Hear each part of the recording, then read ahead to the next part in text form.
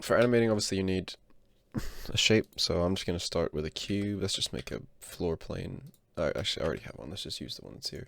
Yeah, so let's spawn a cube. So I'll just say the keys that I'm using as well, just in case anyone missed other stuff. So Shift A to spawn stuff. Gonna spawn a cube.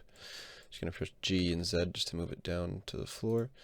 All right. So for animating, the main shortcut key you need is I, which I'll press in 1 second. Sorry, I'm just retying my hair up.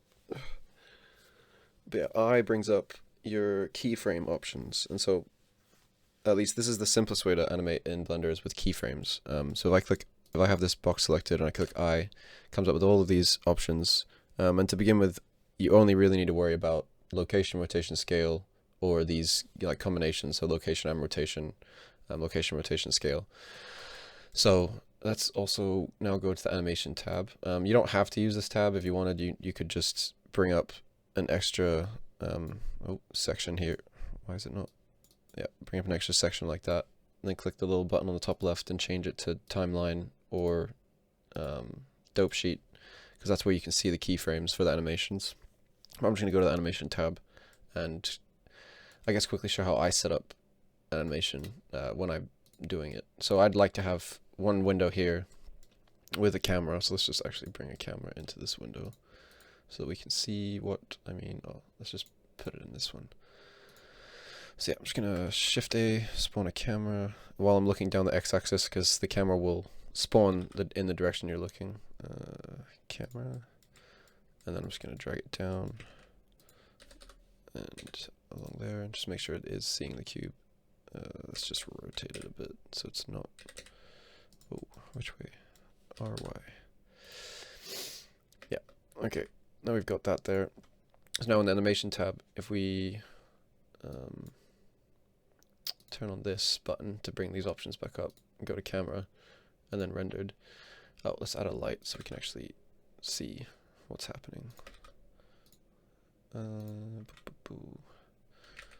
Yeah, I mean, that'll do for now. Doesn't have to be crazy, just so we can see the scene. Because now you can obviously animate here where it's quick, but then if you ever want to play it to kind of quickly preview, you've got this one, or you can change to other views, but you can just leave it locked on the camera, so you're always getting a view of what your kind of final product looks like. I'm just gonna put a render border here. So this, I just click Control B and I'm gonna draw a border, and so then it's only gonna render inside that border instead of around the edge. Just kind of wasting computer power. All right, so to actually move this, you obviously need to know how to like move. So G to drag things around, R to rotate, and S to scale. And essentially you take your timeline here, you place it where you want to start. So we'll just place it on frame run right now. We're going to click I and then click lock location, rotation, and scale. And so that's now going to set a keyframe here saying that on frame 1, this is where the box is. So now if I move, and so when you're animating, make sure to move the time frame before you do any animating, because if you leave it here and say I want to make this box just move along the y-axis to there, if I now click I to lock the keyframe, it's just going to overlap that one, and if I move this, it's just going to snap back to that position. So make sure you always move the timeline off of your the keyframe you've placed before you place a new one. So yeah, I'm just going to move it to say frame 30, and then just G, Y, drag this across, and then click I, and then you could click location, rotation, scale if you want them all to continue to be locked, but since we've just moved the location, you can just click the location one, and that's like the simplest kind of animation you could do in Blender. It's just 2 keyframes, set it from position to position, and that's it. And it's kind of the same thing with rotation. So if I just delete these, if we want to do this to do a 360-degree rotation, I wouldn't do it manually dragging. Instead, we'll lock it here, so we'll lock the rotation, and then we'll come over to the object properties, and on the z-axis, because I want it to just spin in the z-axis, we're going to change this 0 to 360, and then we're going to, while hovering our mouse over that 360, click I, and then that sets a keyframe. Oh, but you see, I made the mistake of not moving my thing, so just going to put that back to 0, click I to set that keyframe, drag this over to 40 frames, then right in here 360, click I, and then now it will rotate 360 degrees. Right, so what I can add on to this is this is specifically for rotation more than for movement, but it can be applied to movement as well. So you see how it starts slow, gets fast, and then slows down and comes to a stop. Like in some cases that might be what you want, but a lot of the time when you're rotating, you probably just want a slow, continuous rotation. So first of all, you want to put, if you want it to be looping rotation, you want to move the frames, your keyframe for the like final position onto the final frame. That way it'll continuously loop, but it still has, you know, the start stopping effect. So what we can do to get past that is bring up another window here and then change this to the graph editor, which is basically a more detailed look at the actual animation. So here it's just, you know, point A to point B, whereas this is now actually showing us, if we look at the Z rotation, going from angle 0 to 360 over this time period. And the reason it starts and stops is because you see it's flat, then it gets steep, and then it flattens out.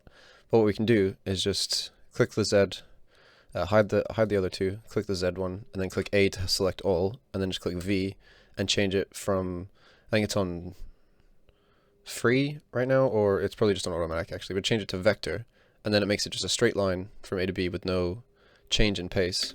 And then now we see the rotation is just a perfectly smooth loop. And so with looping animations like this, you want to make sure that your like starting and ending keyframes are both on the kind of end of the animation. Whether your frame is starts at 10 and ends at 60 or whatever it is, as long as the keyframe is on the final and beginning frame, it'll loop perfectly. And so the graph editor is kind of the next step with all animation, because you can, with the curves, change everything. And you can also, so if I come in here, click Z, click A again, and then I thought we could subdivide this. I guess we can't subdivide. Well, if I insert a keyframe, I think that will give us another spot, right? Where is it? Yeah, so if you get another spot here, you can then, you know, mess with your curve, change the angle of the curve, and that completely changes how your rotation works, because obviously it's going to this. If we think of this as the angle of rotation, comes up and then reverses and goes. Yeah, you can, when people are doing character animations, they mess with these little bits just to change the slight smoothness of actions. But again, that's a bit more advanced, of course. But there is some more simple stuff you can do in the graph editor just to make things look a bit more realistic in your renders. One of them is noise. So I'll just quickly, I'm going to delete that middle keyframe and keep this rotating. But what I'm going to do is add another animation to it. So because I only locked rotation, there's only rotation being animated so far. So which is why you should only lock the one you want to lock, if that makes sense. If I had have locked location and scale as well, I couldn't now go change the location without it interfering with the previous keyframes. So if I now put this to keyframe 1 and then lock the location and then just shift it up a little bit. Oh, I didn't move the timeline off the keyframe again, so it's going to snap back. So yeah, we'll just move it to 30 GZ to move it up a little bit, and then lock the location. That won't mess with the rotation, but now the cube is moving upwards.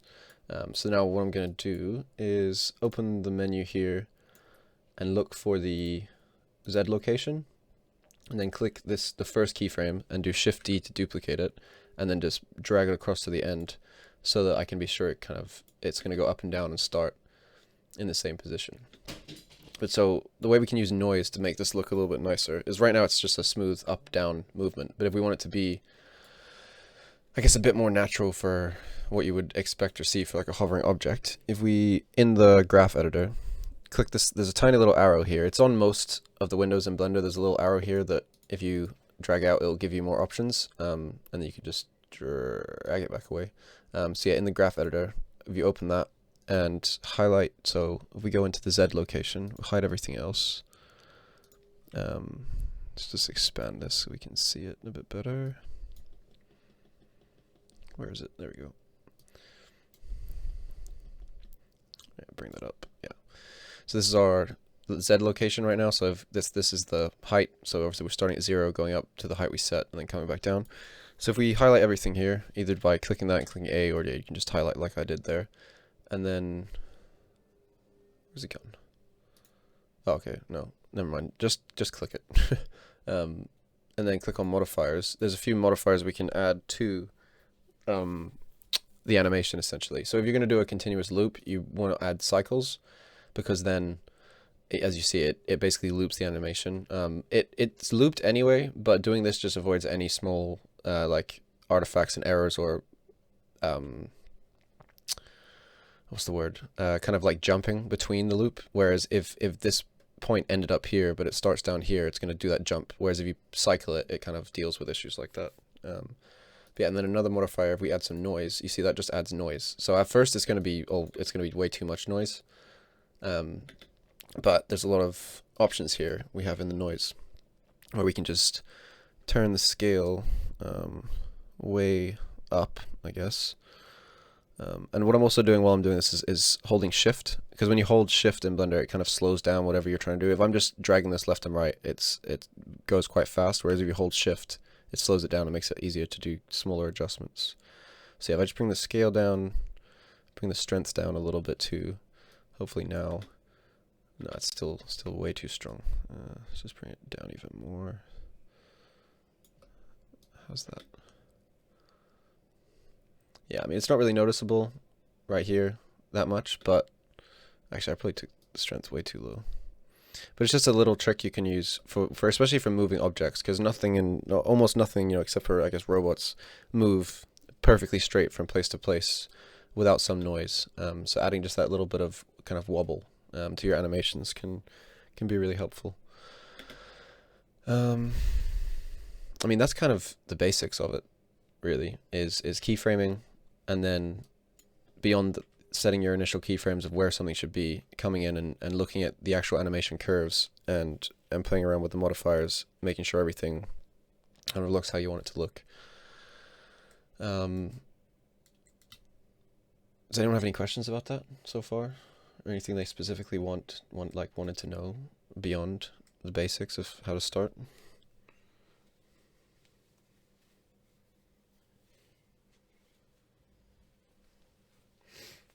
I guess not, which is okay. I'm trying to think of what else, because beyond this it gets a lot more complicated, and it's just, animating multiple things in a scene. And there's some, actually, let's just, I guess, talk about cloth simulation. It's kind of an animation, because you could animate the cloth simulation. So let's just delete all of this. Actually, no, let's not. Let's just hide this cube and then start something new. Okay, so for a cloth sim, I'm just going to spawn, actually no, I'm not going to do a cube, I'm going to do a sphere. So we're just going to shift A, spawn a sphere, but not a UV sphere, a round cube, and then I'm going to change it to a quadrosphere. So it's basically just a square that's turned into a sphere, as you can kind of see from the square faces there. And they're just nicer than UV spheres, basically. Let's shade it smooth, bring it down into the scene. I'm just going to make the camera, pull it back a bit, and then up. Spread this out so it looks a little nicer.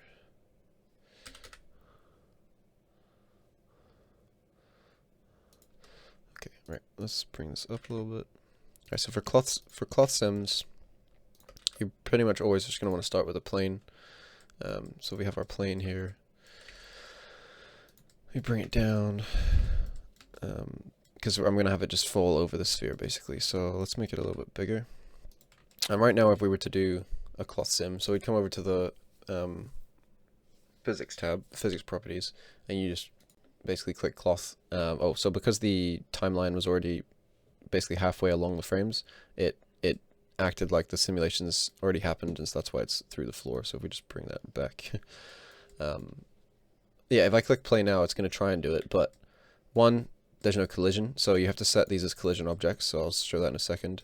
And two, even if they were set as collision objects, there's no geometry to actually simulate a cloth here, because this is just one single face that you can't really bend. When you try and bend it, you just end up with weird shading, and it just doesn't work. So before we do anything, we've got to subdivide this. So if we just go into tab into edit mode, press A to select the whole thing, right click and then subdivide. I'm just going to give it, like, I think 50 is probably enough. Yeah, we'll do 50 subdivisions, and on top of that, actually we can do that afterwards. To make it look nice and smooth, we'll add a subdivision subsurface, but I'll do that after we just simulate. I mean, so now all we have to do is go into the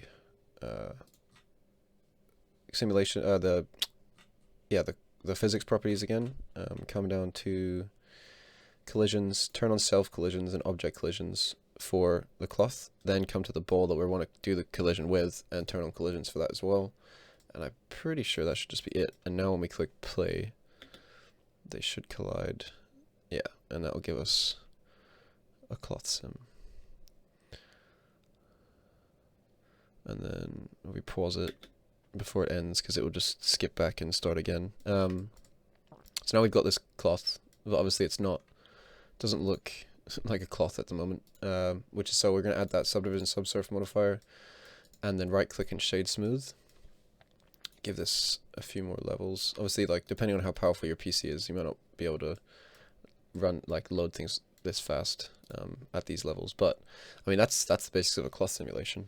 If you wanted to animate specifically that, you would just have that set how I've set it up, render animation. But this is also now, you can, oh dear.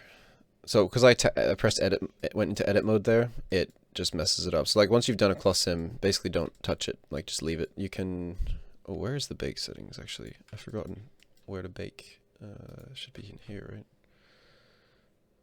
Cache. Yeah, so you can bake your animations, which is essentially preloading them into Blender, and then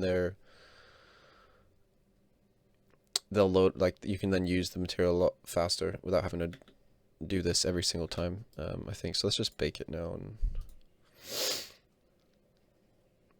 then hopefully it should just be nice and smooth afterwards. Why is it going all the way to the end? Oh, so I left that at 250 frames there, so it's, let's just change that and bake it again. Let's just delete that bake, set that to 60. Actually, the cloth was still moving, so let's just go to 100 and set this to 100 and then bake. And I actually haven't done this before. I must have done this before because I've used cloth sims. I just haven't done any cloth sims for a while. So yeah, but now we can see, now that it's baked the animation, you can just scroll through it like this. And yeah, so that's like really basic cloth simulation. Move that down. And yeah, they can look really nice if you give them certain materials.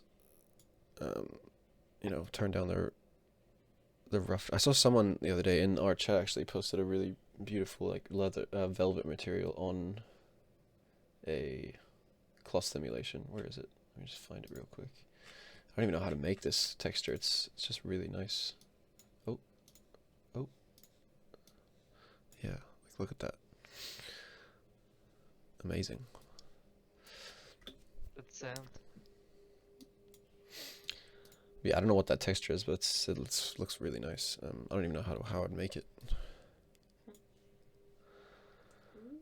Yeah, you saw it. But yeah, so that's cloth sims. Like, where I've used them before is for a bed sheet, like on a room. You just put a plane over the bed you've made, drop it, boom, done. Render it out, and you just get, oh, the drop's still there.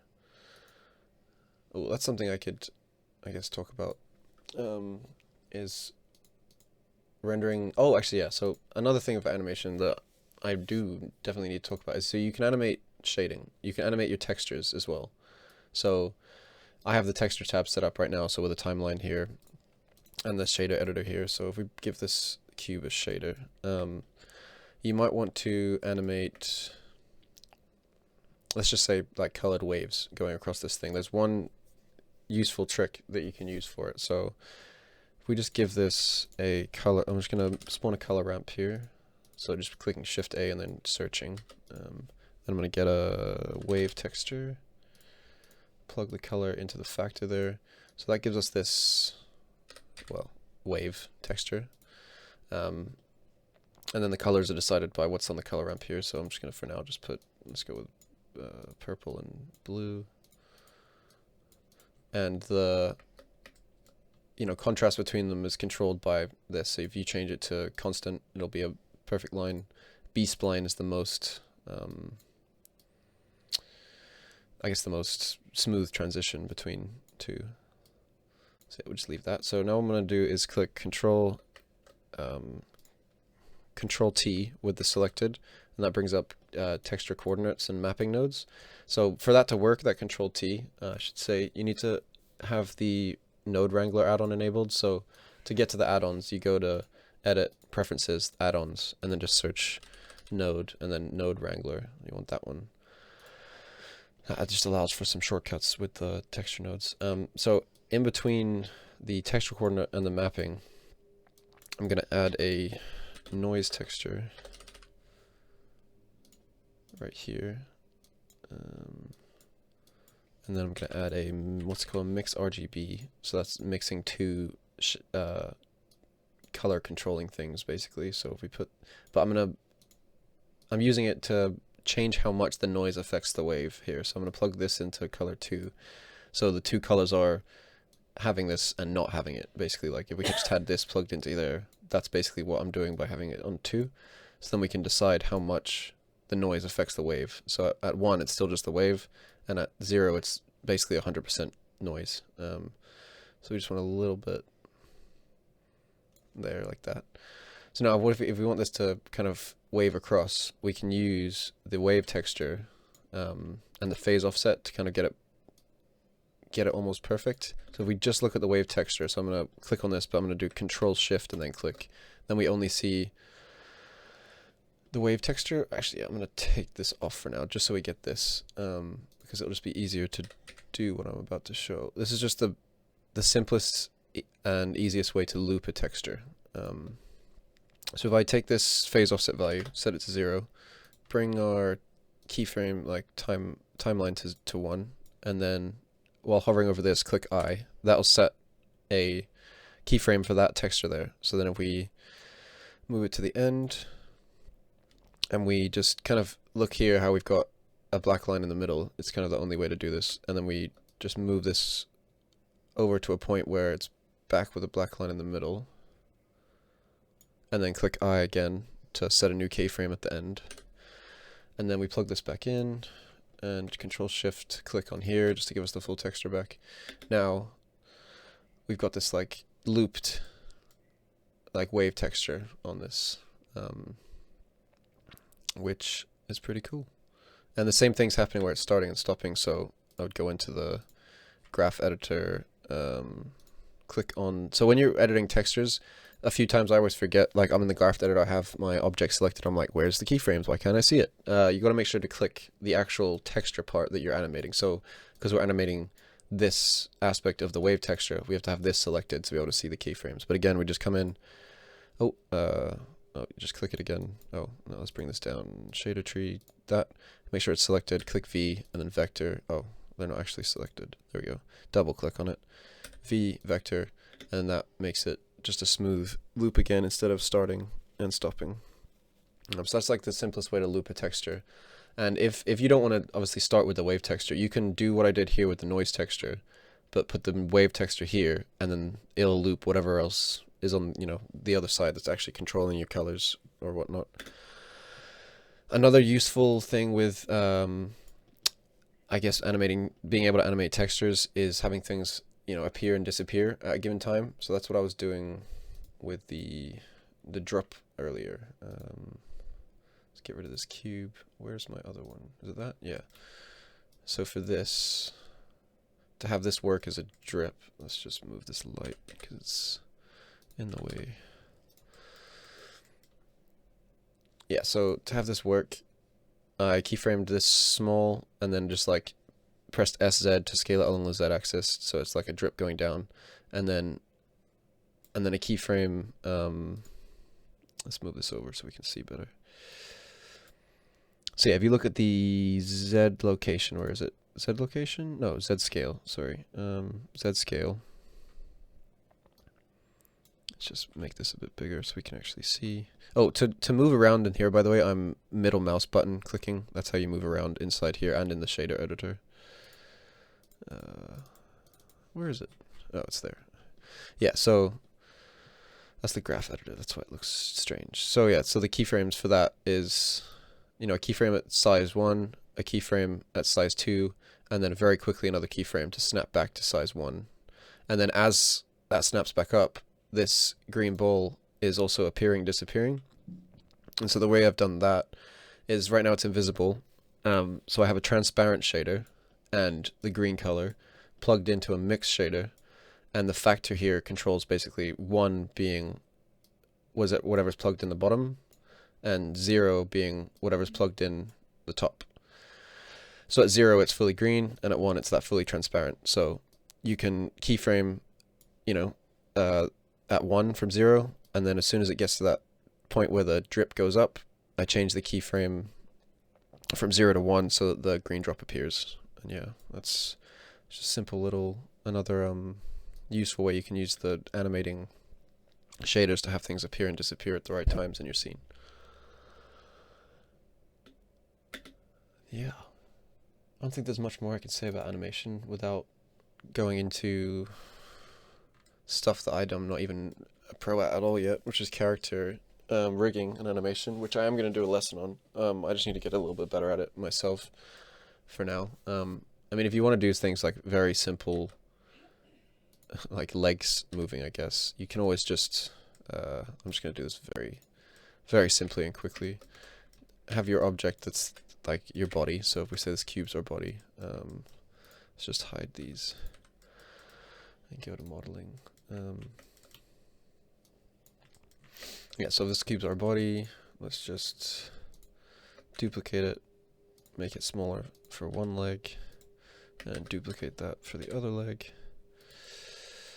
You could just, so if we want to, like for a walking animation, like a super simple one, you would obviously just kind of have the legs be rotating, but right now they're rotating from the origin of the object, which is down here, which is not helpful if we want them to rotate, I guess, like a Lego character's leg.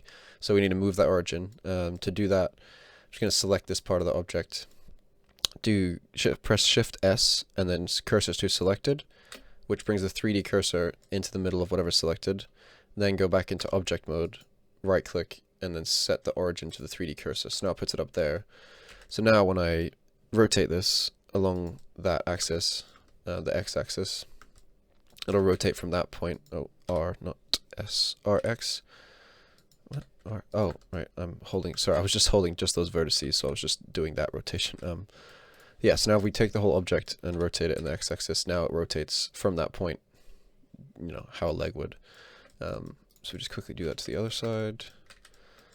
Boop, boop, boop. Cursor to selected, origin to 3D cursor.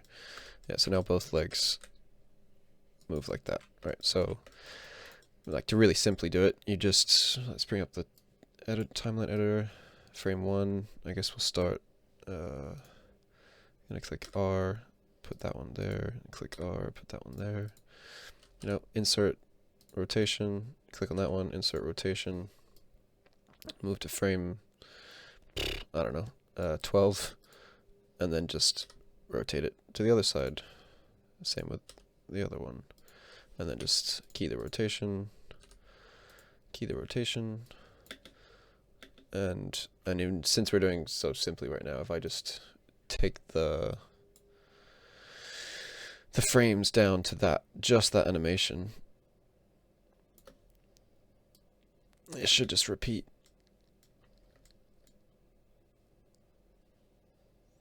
Oh, well, that doesn't work because I didn't bring them back to their initial position. So yeah, if we just copy the first keyframe, Shift D, move it to the end frame, and do the same for the other leg. Shift D, boop, place it there. Now we should just have like super simple walking animations. So like, you don't have to have a character rig to do the simplest animations for just like something moving or bumping up and down, jump, like, you know, popping out of a hole, for example. You don't need a rig, you can just move it up and down. But for proper character animation and scenes, you are gonna want a rig for these things, otherwise it just won't look great.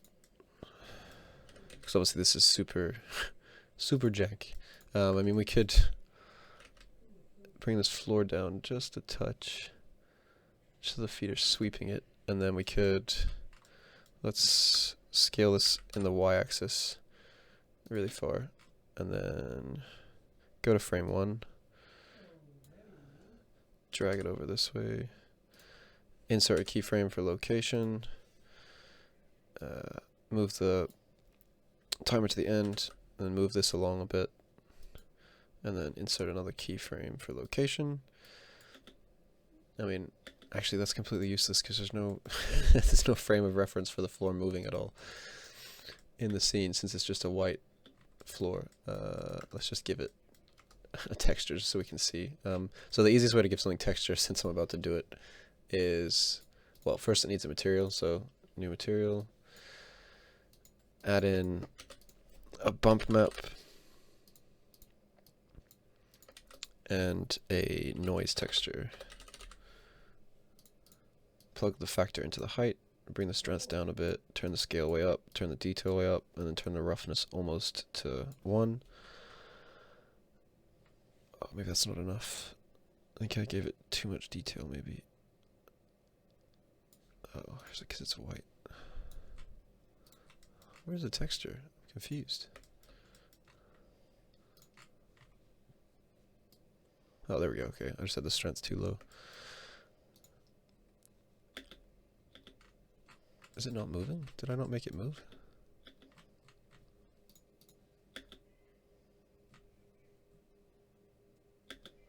Well, you just can't see it because it's too small of a detail, but I mean, yeah, you get the idea that I'm trying to say. Yeah, I mean, there's not much more to really say about animation. Like I said, I showed about simply just keyframing, how to use and look at the graph editor and what it means, and how to animate textures, and some useful little stuff there. So does anyone have any questions at this point?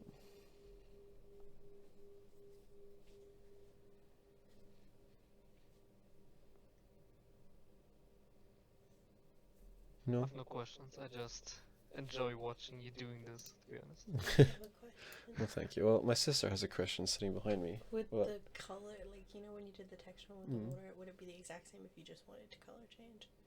Like, no texture, just color. For just changing color? Yeah. I don't actually know about changing color because it's the same. Well, I guess the way I would change color, let's just do it in this one because we can still see colors.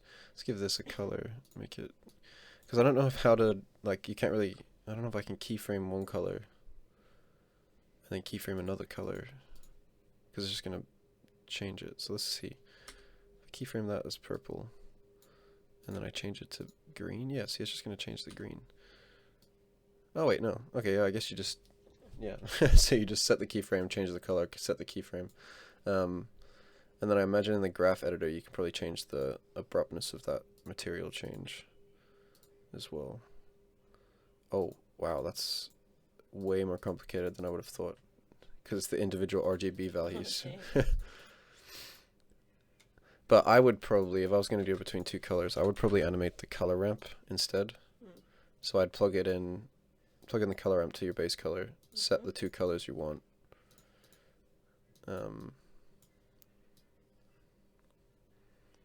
And then yeah, put it on constant. That should make it, yeah. And then keyframe it like. Wait, can we not keyframe color ramps? I swear I've done it before. I swear I've done it before. I guess not. I guess the way that I said it before, just pressing the colors is like the only way. Yeah. Thank you. No worries. Well, if no one else has any questions, I'm gonna go eat because I don't think I've actually eaten like anything today. And it's 9 o'clock now. I hope that was helpful for some people, and it is recorded, so I will be putting that on our YouTube channel, but they're hidden where it's only people with the link can see them. So let's post it in here. So Okay, thank you.